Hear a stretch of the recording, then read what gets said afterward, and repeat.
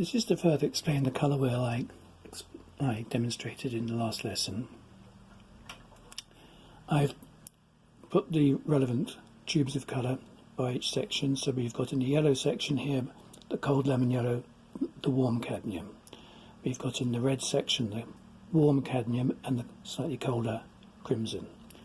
We've got in the blue section the ultramarine and the cerulean blue. So some people ask, my students ask, well, why do you describe, for example, crimson as a cold colour? And the answer is, it's just a colder version of red. This is a relative term. It's, in other words, a red with a little bit of blue in it. That little bit of blue, making it crimson, makes it a colder red than the cadmium red. The same applies to the blues.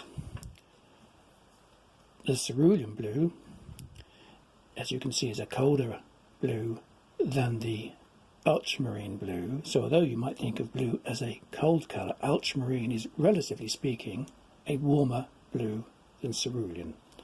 And again, you think of yellow as a lovely bright sunny colour, but the lemon yellow has a tendency towards green. It's a cooler shade because it's slightly closer to green than the warmer yellow, the cadmium yellow, that is slightly closer to orange.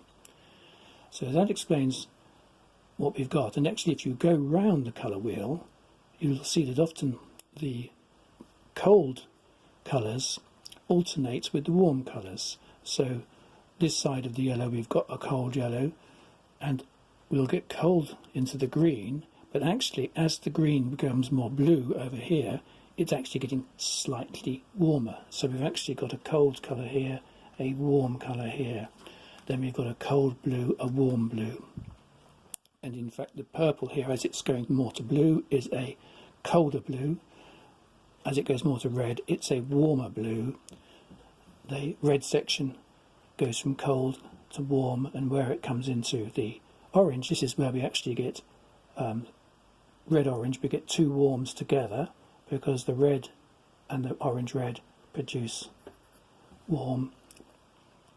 And then as the orange becomes more yellow, it actually goes slightly colder. It is still a warm colour, but it's relatively colder as it goes towards yellow than towards red.